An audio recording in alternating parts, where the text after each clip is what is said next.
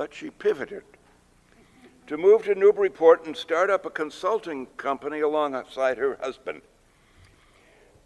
Sid has served as president of the local YWCA, was named one of the 1,000 points of light for directing annual beach cleanups at the Wildlife Refuge, and has served on the boards of Newburyport's Education Foundation and the Coastal Trails Coalition. She recently co-founded the Newburyport Black History Initiative, an effort inspired by the FRS anti-racism team.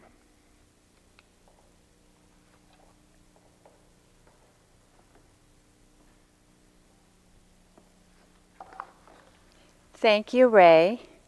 Thank you, Reverend Jane, for inviting me to speak today. Yeah, the mic isn't working.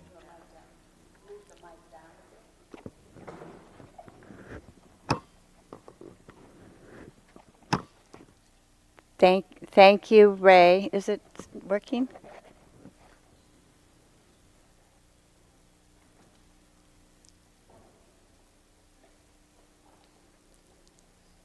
And while I'm at it, well, thank you, Nancy, and the AV crew, and our ushers. I understand the mic isn't working. Is that correct?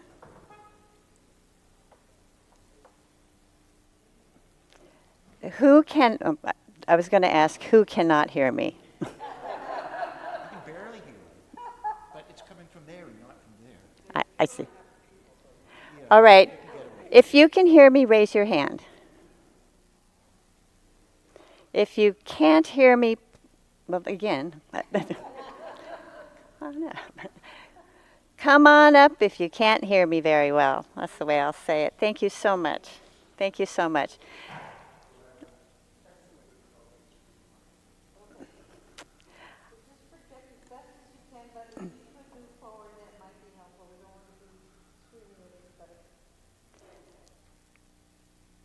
So as I understand it, the call to worship are positive words that ask a question.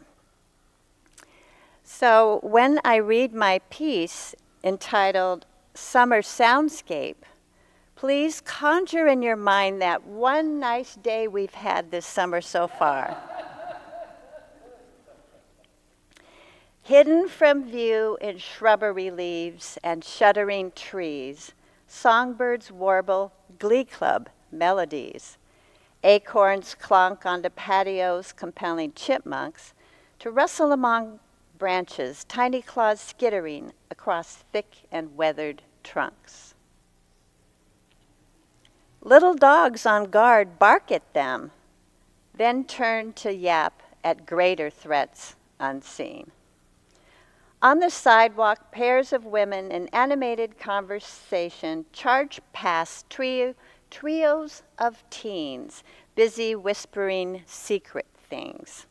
On High Street, motorcycles roar all too near cyclists in racing gear who float by, leaving soft clickety-clicks in their wake. Over the hill at the soccer field, the sudden bleat of a referee whistle elicits an excited shout. Soon other voices cry out and rise into a crescendo of cheers. Down the Merrimac River, the Route 1 siren bellows and its drawbridge clangs into action. Truck engines gear down and groan.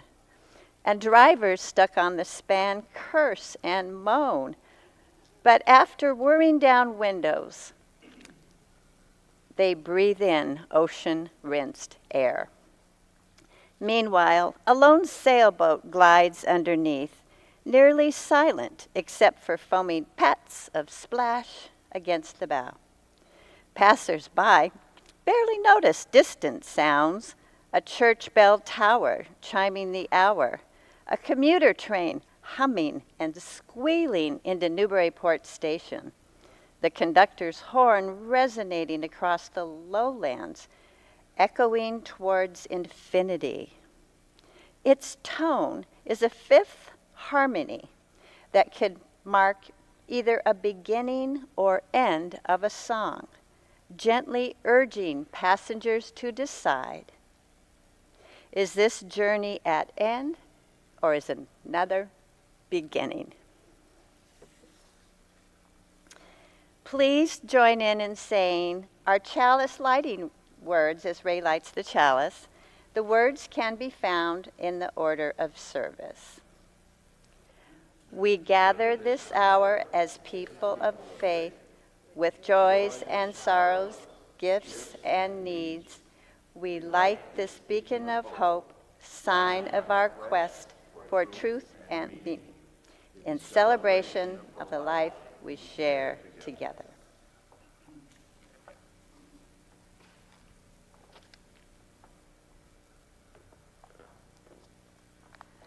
Good morning. Before we light the candles of peace, I'm Reverend Jane Toohey, and I'm standing in for Reverend Rebecca for the month of July. And I just wanted to thank those of you who are physically present, intrepid souls who have braved warnings of tornadoes and thunderstorms and all kinds of climatic events, and it is hot and sticky. So thank you for being here this morning, and we welcome all of you who are joining us by Zoom for this, which is the second in our series of looking at the arts as portals to the soul. And I want to thank also Sid and Ray and Astrid, because Justin is sick this morning and we are having some technology challenges. So if there was ever any question about how much we appreciate Justin, there is not any. We wish him a very, very speedy recovery. Each week, we also light 2 candles of peace representing 2 places on earth that we remember as sacred encounter with our world. There are untold numbers of places on earth that need peace, and these 2 we hold especially close in this service and through the week ahead. After each candle is lit, I will invite you to respond by saying, peace, soul, shalom. The first candle is lit for the people of Vermont, where storms have dumped between 4 and 9 inches of rain on towns up and down the Green Mountain State. The grounds were already saturated, so rivers have flooded cities from the capital of Montpelier through towns like Ludlow, Richmond, Weston, Woodstock. Rivers have flooded, causing damage to farm, field, highways, and homes. I was with our own Frances McLaughlin last week in Vermont, and she had to evacuate some of her camps. And the roads were washed out, so we had to come back different ways, and that was before this week's rains. So we pray, our prayer is that the residents who have been impacted receive the effective relief they need and receive it quickly. To this we respond, peace, soul, shalom. The second candle this week is lit. We hold in our thoughts Washington, D.C. May our elected officials along all ends of the political spectrum be moved by the manifestations of climate change that we have seen this week alone, from the Northeast, from the Canada smoke, to the floods in Vermont and other states, to the Southwest, which is enduring what is being described as a heat dome. The city of Phoenix has had 15 days with temperatures of 110, and the coastal waters off Florida have hit 90 degrees. May our political leaders and elected officials awake from their slumber. May they be risen above partisan politics and work together to take effective action to address climate change. To this we respond, peace, soul, shalom. Please rise in body or spirit as you are able, and join now in singing our opening hymn, number 1000, Morning Has Come, in your teal hymnal.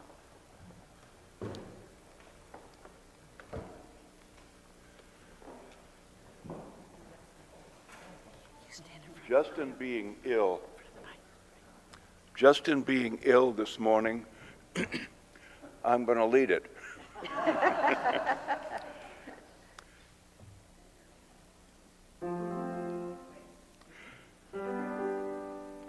Morning has come, arise and greet the day.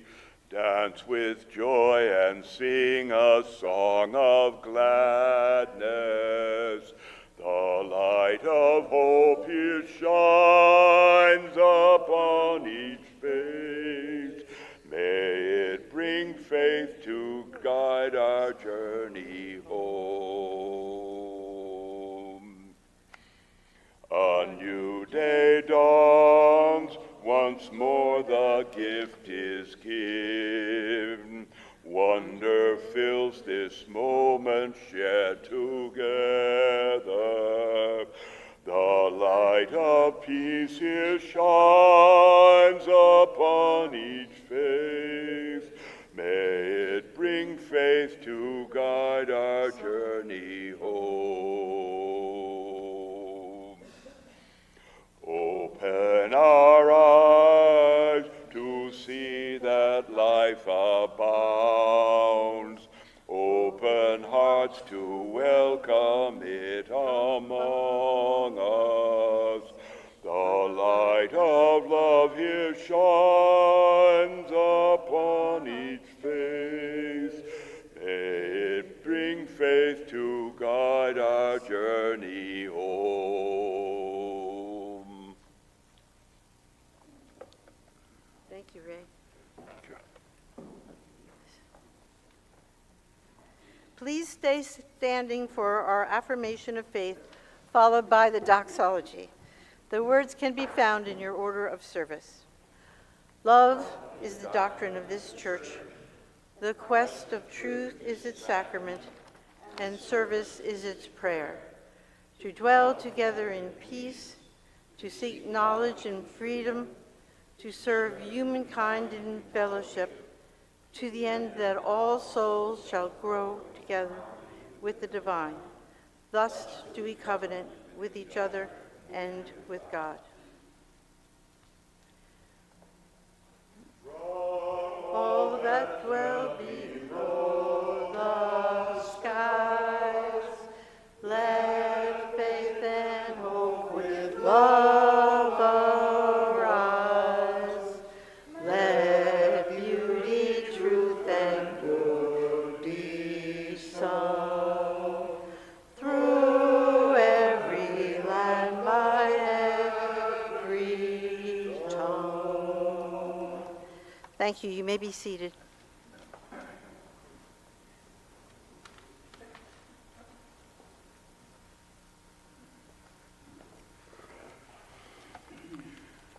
The generosity of our community is an essential ministry that supports the work of the church, both in Newburyport and beyond. Each week, 50% of the Sunday offering not designated as a pledge goes to a local community partner engaged in important actions to transform our region. The July shared collection goes to support Community Action, Inc. Community Action, Inc. provides resources and opportunities for individuals, families, and communities to overcome poverty. Their programs serve Amesbury, Boxford, Georgetown, Groveland, Haverhill, Merrimac, Newbury, Newburyport, Rowley, Salisbury, and West Newbury. In order to give online, please use the link in your order of service. You can also make a contribution by text, and of course, you can always mail a check to the church as well. Thank you. The offering will now be gratefully received.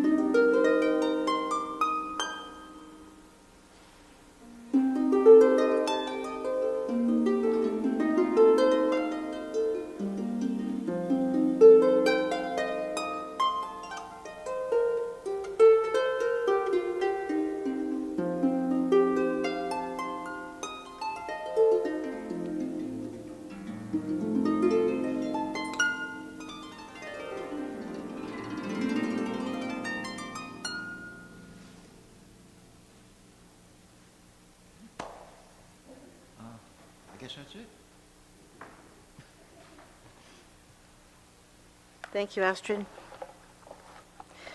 Each week, we lift up joys and sorrows of our beloved faith community. Nancy Kidd, our pastoral care associate, will light the candles as I read what has been shared with me in advance of today's service.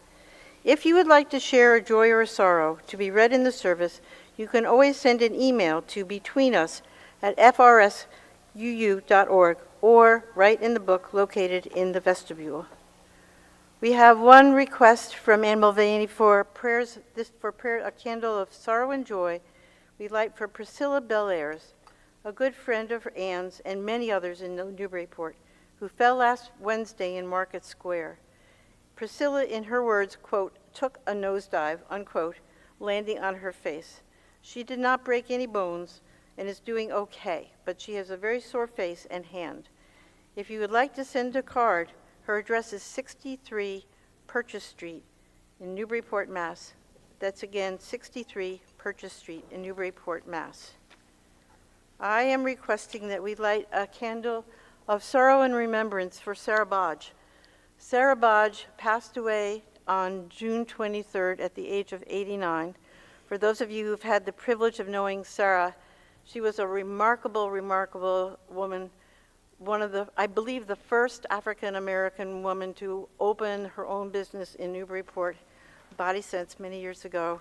She's a woman of astounding grace and beauty and dignity, a ballerina, an artist, a dedicated community activist. She was one of a handful of 5 people who started what was then the Women's Crisis Center and became the Jeannie Geiger Crisis Center, which has now impacted women all across the country.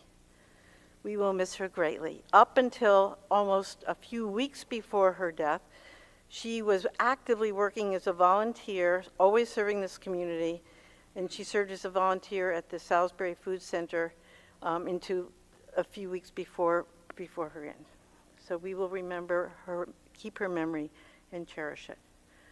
A final candle of joy I light in appreciation of the artists of our own congregation and of Newburyport. We are so blessed to have talented poets like Sid and musicians like our wonderful choir and Ray, so willing to step up today, and so many others who support the arts in Newburyport, the organizations.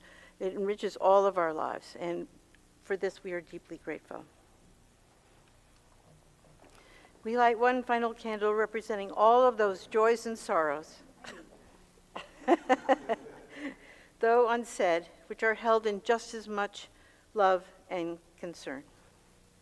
Thank you, Nancy. So, I wish to offer a short prayer this morning before the sermon. This month we have been focusing inwardly on our own inner selves and looking at the arts, using the arts as portals into our innermost selves. Last week, Sushmita Mukherjee and our own Stephen Wolfe reminded us that our psyches are much larger, much more vast than our conscious minds. We cannot necessarily plumb the depths of our own deep interiors directly or using the tools of our conscious minds. Perhaps this is because the rational, analytic, calculating mind can never fully understand mystery. My prayer this morning is that we each accept the invitation to explore our own depths. Can we stop? Can we take the time to be wholly present and attentive and to listen deeply to hear what in our own hearts longs to be expressed? Do we have deep longings, hopes, or emotions that we have not yet shared, or perhaps even articulated to ourselves? The human emotions, hope, joy, love, grief, sorrow, anger, delight, wonder, awe, these are universal. We each experience these, and we all experience these. And in that regard, we each have the heart of a poet. As we listen to poems throughout the rest of this service this morning, let us pay attention to what arises for each of us and cherish the messages of our heart.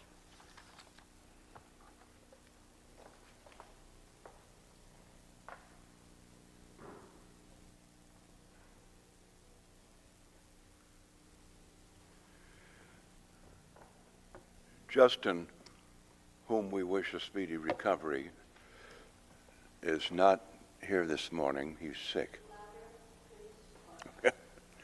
Justin is sick this morning. We wish him a speedy recovery. He prepared Summertime from Porgy and Bess this morning, but he's not here to do it.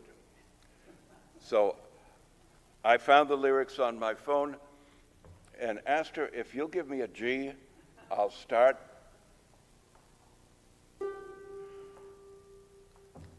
Join in, please. Summertime and the living is easy. Fish are jumping and the cotton is high. Oh, your daddy's rich and your mama's good looking. So hush, little baby, don't you cry. One of these mornings you're gonna rise up singing, and you're gonna spread your wings and take to the sky. Until that morning, ain't nothing can harm you, with Daddy and Mama standing by.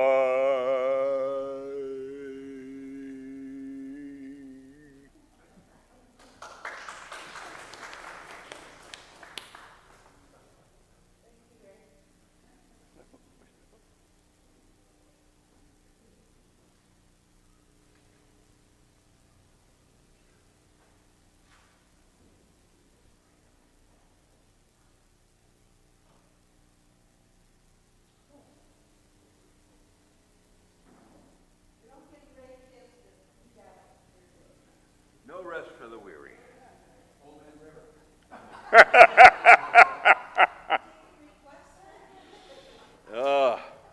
You and me with sweat and strain, body all aching and racked with pain.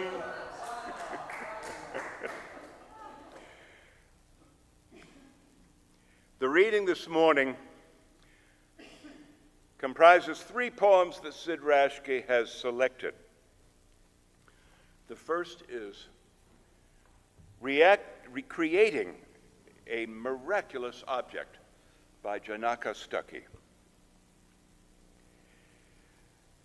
Belonging not to winter, but to another, I face the face that made me and lie all my hours upon your reckless hands.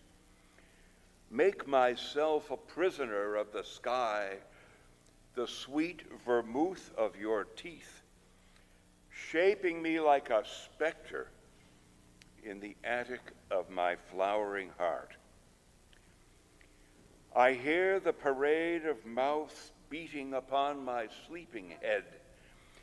I hear the thieves rising with their fingers full of moon. I hear the ocean I gave you waving back against the black uniform of the earth, and the saint children marching like blood. I hear your memories of me waken and glisten and rise in the hollow of my muscled dread. Treading through the unlatched snow, here they come, here they come, here come my betrayers. The second poem is by Gary Gottfriedson. It's called Ode to Horsechild. In the moon, when horses shed, don't be afraid to close your eyes. Magic is one song away. 2 painted horses stomp dance in a field where rain settles dust. Thunder hooves gallop to hand drum songs at dawn. The red prairie sky shakes hands with old man sun. reaching over blue mountains at dusk. Time has no pity. Wild roses wait for the moon. And the third poem is Two Voices in a Meadow by Richard Wilbur, who is former U.S. Poet Laureate and father of our own Nathan Wilbur. A milkweed, anonymous as cherubs, over the crib of God, white seeds are floating out of my burst pod. What power had I before I learned to yield? Shatter me, great wind, I shall possess the field. And the second half is called A Stone. As casual as cow dung under the crib of God, I lie where chance would have me, up to the ears in sod. Why should I move? To move befits a light desire.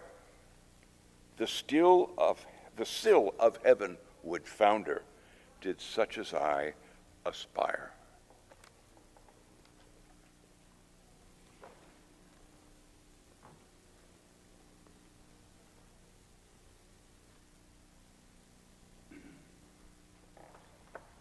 So if you haven't figured it out, I had Ray read all the gentlemen's poems.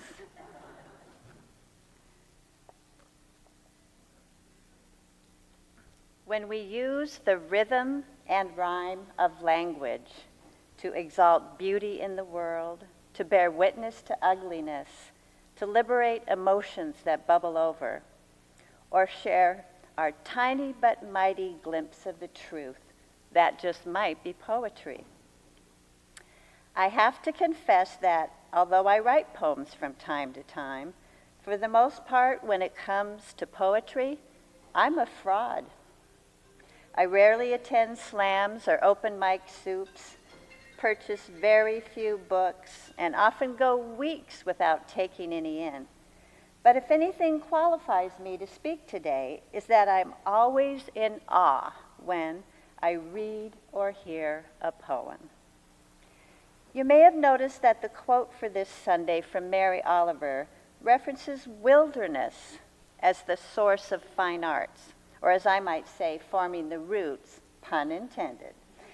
For example, the rewards from seeking inspiration from our connection to nature, or the perils of straying too far from it. Whether the wilderness is found in the center core of our planet to the limitless cosmos above, or more personally lies deep within our souls. Because poetry also allows a healthy way to express feelings, I suppose Ms. Oliver considered human emotions as part of the original wilderness, especially as they relate to interpersonal relationships, which I think we can all agree is a wilderness of its own. Speaking of holding in awe, the first poem written by Janneke Stuckey had me reading and rereading it to mine its depths of exploring the wilderness of the interpersonal. With an exotic upbringing occasionally in Massachusetts, where he now lives, Janneke was exposed to diverse faiths, including, heaven forbid, Unitarian. He proclaims himself to be a spiritual anarchist, and his works do not shy away from delving into darkness. As I understand it, the poem Ray read is one of his more tame works, on the surface at least, and its last lines, here come my betrayers, I assumed meant other people or the shortcomings of society. But no, he tells us these betrayers are his own desires that surface even as he seeks non-attachment. So it was the intrapersonal rather than the interpersonal. In an interview for the Poetry Society of America, Janneke's discussion of this poem is poetry itself. And I'll quote some experts.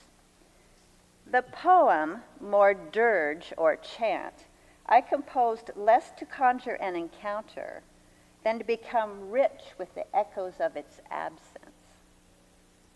My struggle is surely worse than oblivion, that moment when the full wave of inevitable nothingness breaks over me, the stillness that follows when panicked desire gives way, and true mourning has not yet begun.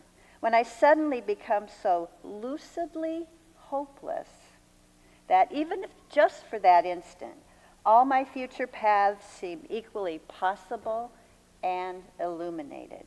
My crystalline vision when I've given up wanting. That pure, empty prism. Phew, that's breathtaking stuff. In awe yet again was I of Ode to Horsechild by Gary Godfredson. Gary is, among other things, a Secwepemc First Nation poet and farmer and rancher in Canada. A survivor of residential schools in British Columbia, he has said poetry was his savior. To lose one's family and land only to see the oppressors abuse your world, how does a body go on? It is fortunate that Gary has chosen poetry as one way of healing and bearing witness. One can feel his connection to the wilderness, of which Miss Oliver spoke, in Gary's last lines. At dusk, time has no pity. Wild roses wait for the moon. Ray read also Two Voices in a Meadow by Richard Wilbur, one of 42 poems translated by Rina Espaillat in a book they co-author, Oscuro Fruta, or Dark Berries. Rina's translation of Dos Voces en un Prado truly represent the original sentiments and are beautiful in their own right.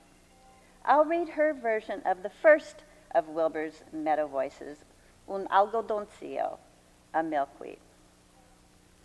Querubines sin nombre sobre Dios en su cana.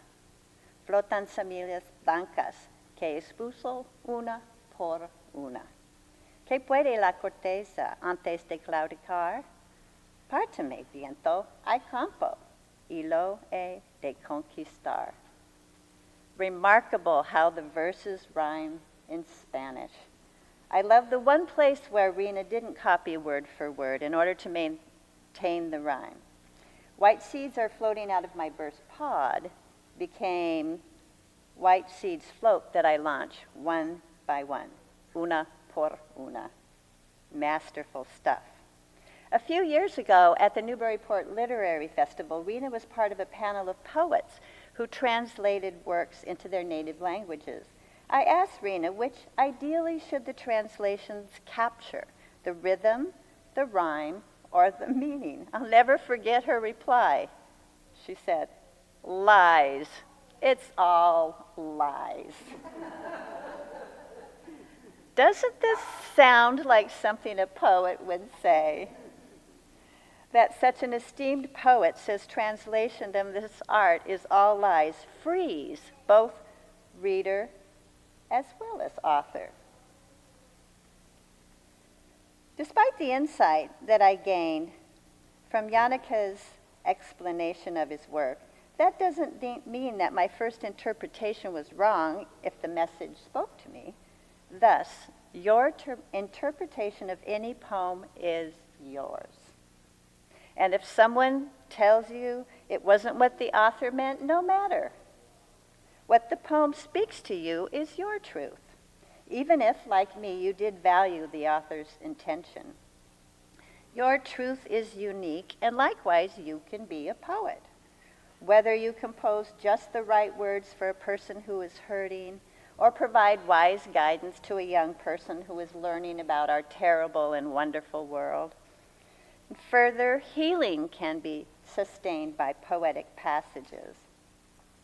Our call to worship was the only poem of mine I'm sharing this morning. I sent Summer Soundscape to my niece when she experienced a sudden and complete loss of hearing, fortunately temporary, for her to see the sounds of summer painted with words, and for another to bear witness to her loss, my niece found that comforting. Conversely, to sightless people, a poem or prose describing sounds can be of solace when they invite others to experience summer as do they. Finally, as a society, we need not look back far to realize how poetry can impact the world. I'd planned to read for today the objectionable stanzas of Amanda Gorman's poem, The Hill We Climb, and for the life of me, I could not determine which of the words weren't suitable for young children, as some people have claimed. I studied it multiple times and am still at a loss. But isn't it nice we are afraid of poetry? Powerful stuff. I'd also planned today to talk about how the form of poetry and song lyrics can make the world a better place. For example, how U2's epic Sunday Bloody Sunday helped facilitate the end of bloodshed in Ireland, the cycle of violence on both sides. One can tune in to a different news story or close a history lesson, but songs live on as a constant reminder. But I didn't have to write that part of my message today. Sophia Hartford did it for me. I heard Sophia's poem at a recent performance and fundraiser for a Write the World scholarship, and that is WRITE, although both meanings are appropriate. A fundraiser featuring the renowned and lively poets of the Newburyport High School Poetry Soup, led by dedicated teacher and advisor Deb Szabo. The students delivered profound messages such as challenges faced by LGBTQ+ youth, or taking time away from school to participate in drills for active shooters, or also in Sophia's case, the power that song lyrics have to change the world. Sophia's muse for writing this poem is her belief that, and I quote her, littered throughout modern society, there are songs and artists that have acted as advocates of change and equality through the words they write into their songs. Here is Sophia's poem entitled A National Anthem. Music as the amplifier of justice, and black music tells the story of black American history. Just listen to Louis Armstrong, who not only wrote music that spoke to generations, but also spoke out to make sure black kids could go to school, who was not only an artist, but an activist, who saw trees of green and skies of blue and shared that story with the world, too. To Billie Holiday, who wrote the defining social justice song, who sang about strange fruit, a song that explicitly called out the wrongs and brought to action a group of people in the face of violence, who said it straight out, who called people out, demanded attention and change, and did so with her words and with her voice. Her superpower, who wrote protest songs and was not afraid to speak the hard truth. Think of Scott Joplin, who wrote music praising the work of Booker T. Washington, the first African American to be invited to dinner at the White House. Joplin, the composer who popularized ragtime music. When you hear the ice cream truck driving down the street, you can think of him as the entertainer fills the air. Listen to Aretha Franklin, the Queen of Soul, who commanded respect through her powerhouse voice. They may have tried to keep her silenced, but she let her songs break through.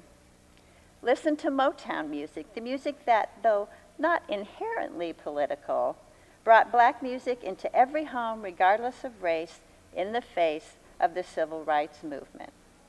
And to Lizzo, a modern star who uses her own platform to amplify others, who brought 17 activists up on stage with her to receive an award and made sure their work was known and acknowledged too, who tells stories and breaks barriers and does so feeling good as hell. Lift every voice and sing. Sing the songs of these people, these groups who sing to make their voices heard. Music is the amplifier of justice. Music is our common language, the world's common identity.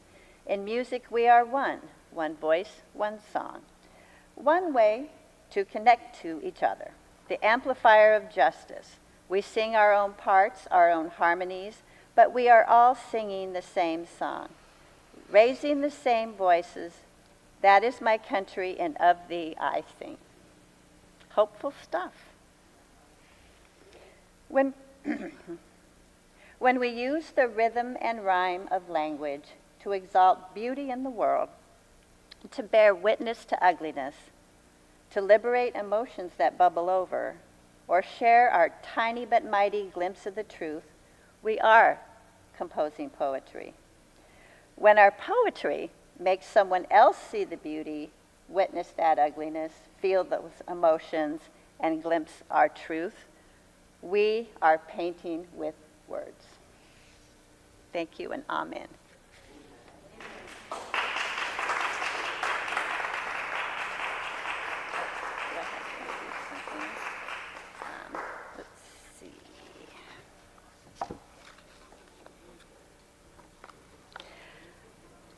We are going to have Ray again lead us in hymn number 21, For the Beauty of the Earth, in your gray hymnal.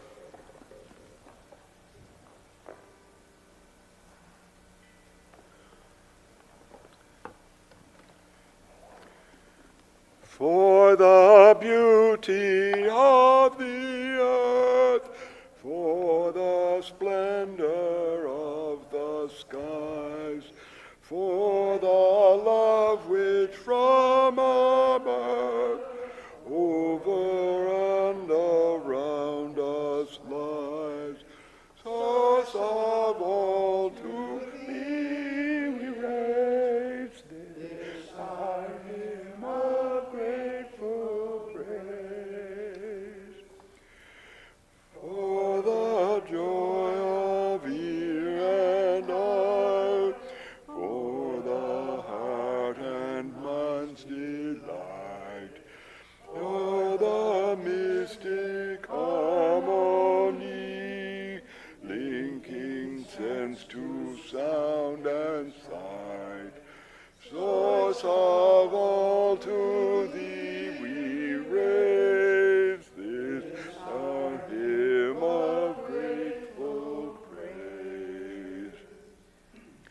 For the wonder of each hour of the day and of the night, hill and vale and tree and flower, sun and moon and stars of light, source of all to thee we raise this our hymn of grateful praise.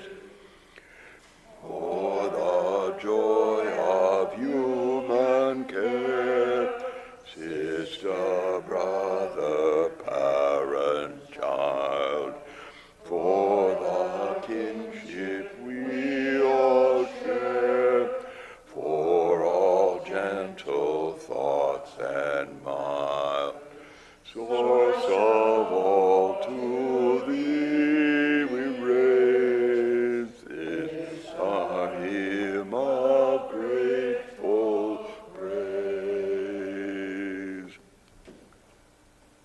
Please remain standing. This time I remembered to say it before you all sat down. Please remain standing and join in our unison benediction as Ray extinguishes the chalice. The words can be found in your order of service. May the love which overcomes all differences, which heals all wounds, which puts to fight all fears, which reconciles all who are separated, be in us and among us, now and always. My blessing today is a final poem from the American poet Denise Levertov. As swimmers dare to lie face to the sky, the waters bear them. As hawks rest upon the air, and air sustains them, so would I learn to attain free fall and float into the great Spirit's deep embrace, knowing that no effort earns that all-surrounding grace. May the week ahead give you moments of grace and illumination, time to stop, listen to your own heart, and may you attain free fall and float into the Creator Spirit's deep embrace. May it be so. Return with great joy.